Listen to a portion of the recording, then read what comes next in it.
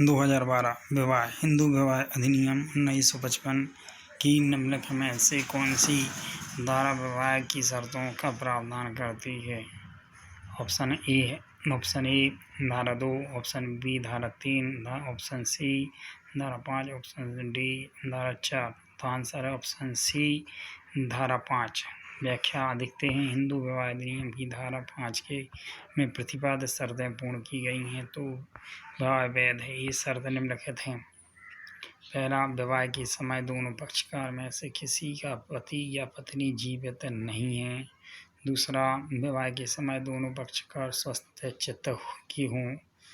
तीसरा, विवाह के समय वर ने 21 वर्ष और वधू ने 18 वर्ष पूर्ण कर ली हो।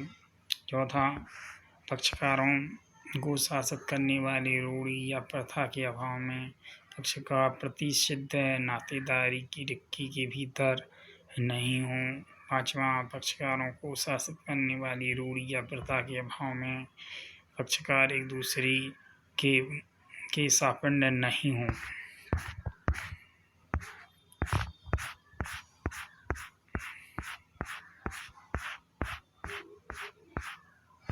क्वेश्चन, एक हिंदू लड़का जिसकी आयु 30 वर्ष है पूर्ण 30 वर्ष है एवं एक हिंदू लड़की जिसकी आयु 19 वर्ष है, दोनों एक ही गोत्र के हों, दोनों के बीच विवाह ऑप्शन ए शून्यकर्णी हैं, ऑप्शन बी शून्य हैं, ऑप्शन सी विधिमान्य हैं, ऑप्शन डी अवैधानिक है। तो आंसर है सी विधिमान्य है।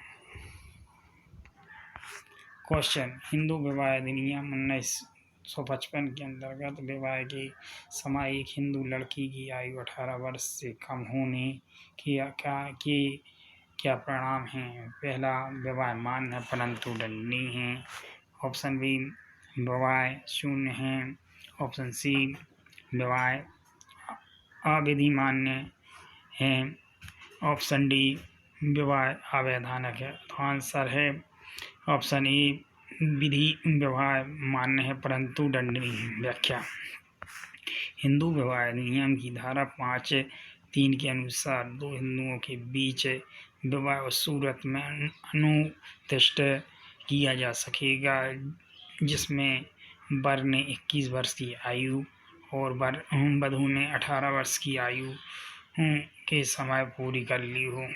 दुर्योधन बनाम बेंगावती EIR 1977 उड़ीसा 36 के में अभी निर्धारित किया गया कि धारा 5(3) का उल्लंघन विवाह को प्रभावहीन नहीं करता और न इसे धारा 11 के अंतर्गत आकृत और शून्य करता है। ऐसा उल्लंघन केवल दंडनीय हो सकता है किंतु विवाह वैध बना रहता है।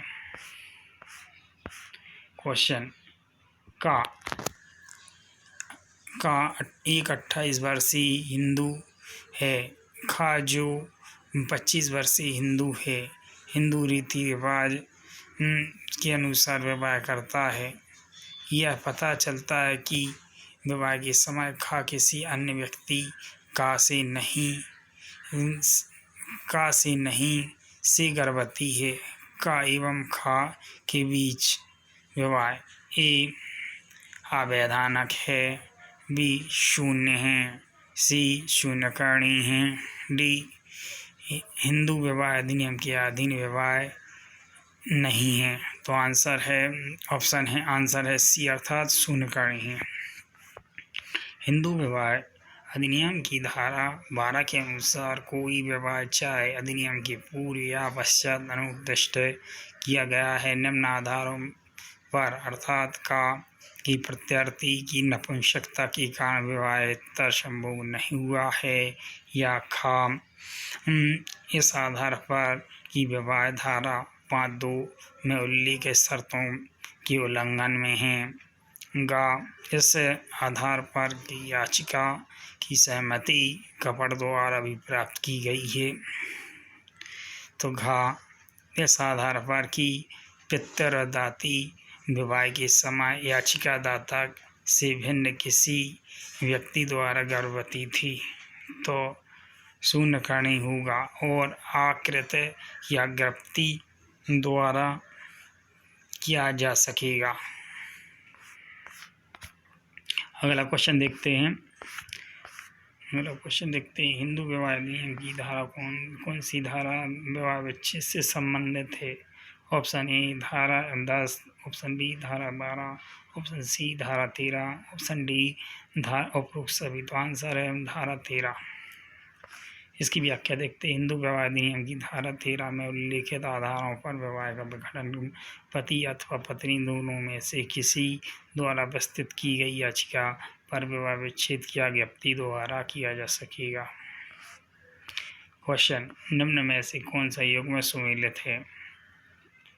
तो ऑप्शन है क्रूरता यमुना बाई बनाम अनंतराव 1988, ऑप्शन बी अभित्यजन शोभा रानी बनाम मधुकर रेड्डी 1988, ऑप्शन सी न्यायिक पृथक्करण दास्तानी बनाम दास्तानी 1975, ऑप्शन डी है धर्मांतरण के आधार पर विवाह विच्छेद सरला मुदगल बनाम भारत संघ। तो ये ऑप्शन डी सही है, अर्थात धर्मांतरण के आधार पर हिंदू विवाह विच्छेद सरला मुदगल बनाम भारत संघ 1995।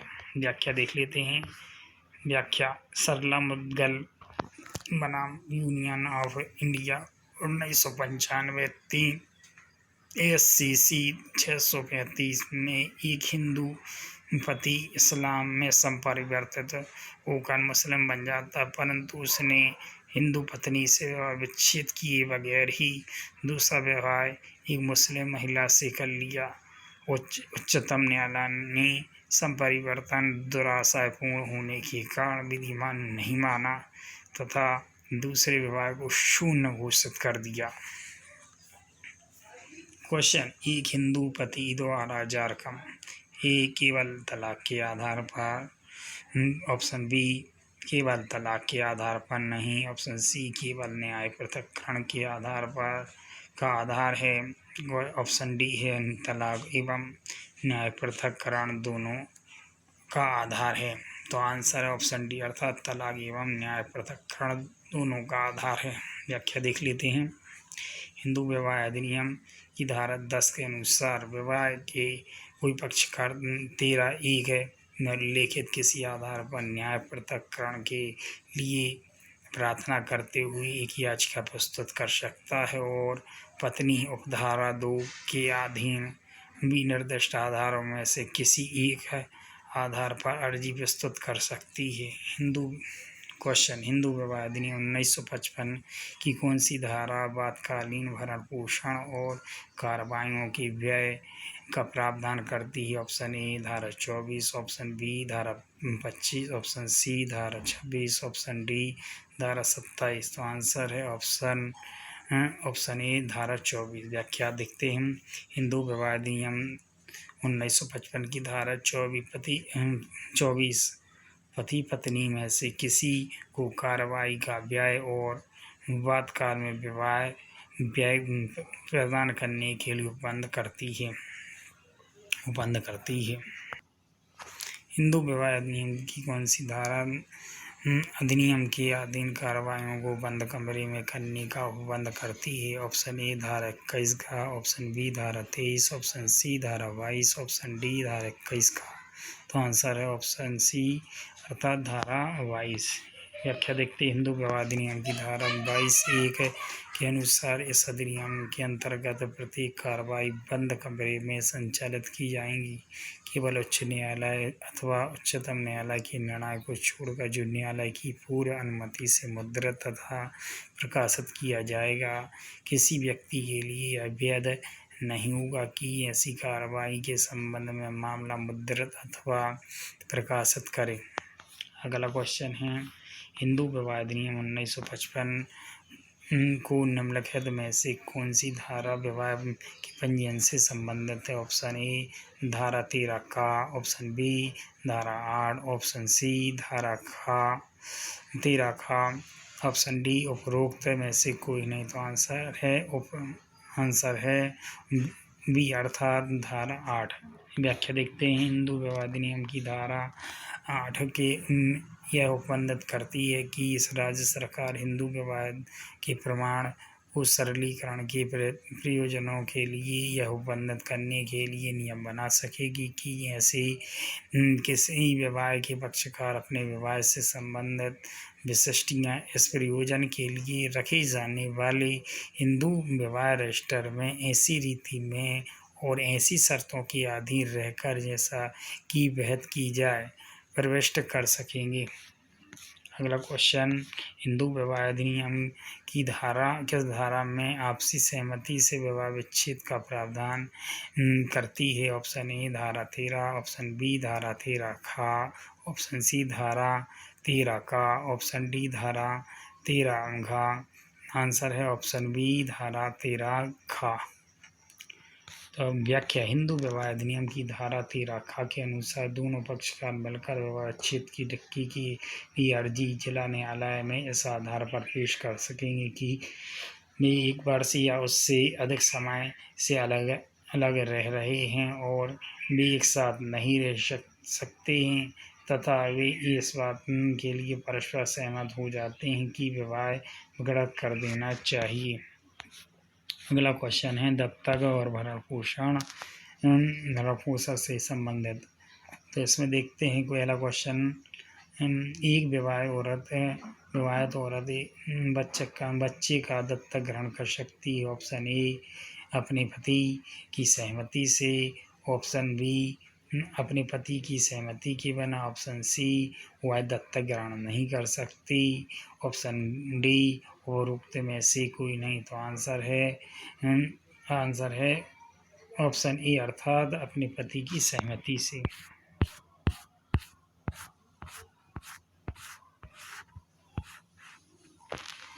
व्याख्या देखते हैं। हिंदू दत्तक ग्रहण एवं भरण पोषण अधिनियम की धारा 8 के अनुसार किसी भी हिंदू नारी को जो स्वस्थचित्त हो और अप्राप्त वह ना हो वह यह सामर्थ्य होगी कि पुत्र या पुत्री दत्तक ले, परंतु यदि उसका पति जीवित हो तथा जब तक पूर्ण और अंतिम रूप से त्याग ना चुका हो वह हिंदू न रह गया हो या सक्षम अधिकारिता वाले किसी न्यायालय ने उसके बारे में यह घोषित कर दिया हो कि वह व्यक्तिचित्त का है, तब तक वह अपनी शर्तों की सहमति के बिना दत्तक ग्रहण नहीं लेगी।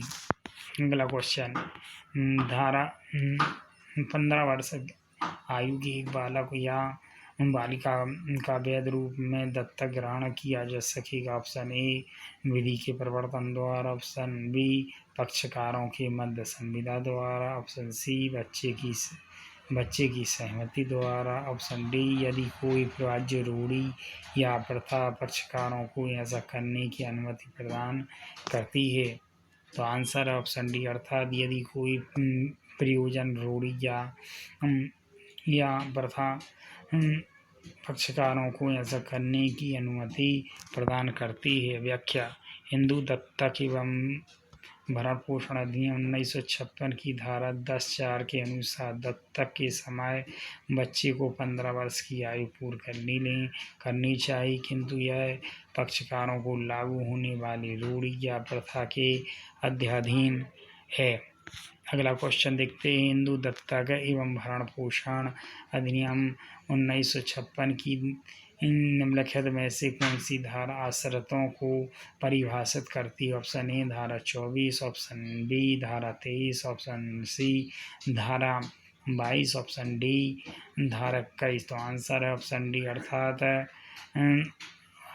धारा 21। अगला क्वेश्चन देखते हैं। हिंदू दत्तक एवं भरण पोषण अधिनियम 1956 निम्नलिखित में से कौन सी धारा एक हिंदू को अपनी वृद्ध या दुर्बल माता पिता का भरण पोषण के लिए आबद्ध करती है? ऑप्शन ए धारा 19, ऑप्शन बी धारा 20, ऑप्शन सी धारा 21, ऑप्शन डी धारा 18। तो आंसर है ऑप्शन बी अर्थात धारा 22। इसमें व्याख्या देखते हैं। हिंदू दत्तक तथा भरण पोषण अधिनियम की धारा 20(1) के अनुसार कोई हिंदू अपने जीवन काल के दौरान अपने धर्मज या अधर्मज आपत्तियों और वृद्ध या शिथिलांग जनकों का भरण पोषण करने के लिए आबद्ध हैं। अगला है उत्तराधिकार पढ़ते हैं। अगला चैप्टर उत्तराधिकार।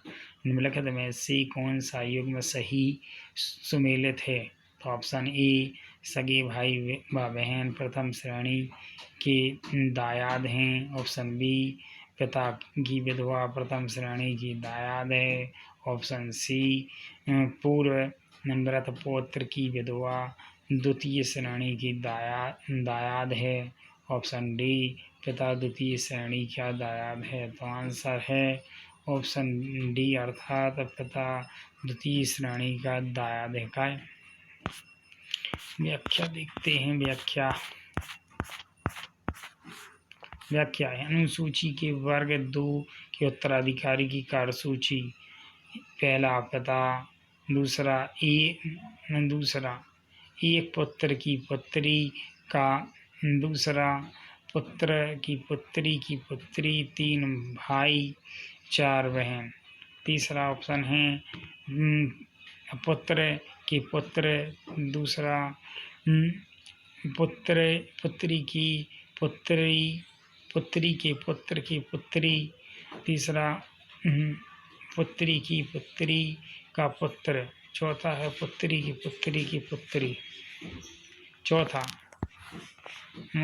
देखते हैं। पहला भाई का पुत्र, दूसरा बहन का पुत्र, तीसरा भाई की पुत्री, चौथा है बहन की पुत्री। पांचवा है पिता का पिता और पिता की माता। छठवां है पिता की बहन, पिता की विधवा और भाई की विधवा। सातवां है पिता का भाई और पिता की बहन। आठवां है माता का पिता और माता की माता। और 10वां है माता का भाई और माता की बहन। विविध में पढ़ते हैं। मनु के अनुसार निम्नलिखित में से कौन से स्रोत हैं जिनमें हिंदू विवाह का ज्ञान प्राप्त किया जा सकता है? ए श्रुति द्वारा, ऑप्शन बी स्मृति, ऑप्शन सी मान्यता प्राप्त था, ऑप्शन डी पुराण। तो आंसर है बी अर्थात स्मृति। अगला क्वेश्चन देखते हैं। व्यथित दाम्पत्य अधिकारों की प्रस्तावना के लिए याचिका के द्वारा आवेदन कर सकेगा? ऑप्शन ए केवल उच्च न्यायालय में, ऑप्शन बी केवल पारिवारिक न्यायालय में, ऑप्शन सी केवल जिला न्यायालय में, ऑप्शन डी पारिवारिक एवं जिला न्यायालय दोनों में। आंसर है सी अर्थात केवल जिला न्यायालय में।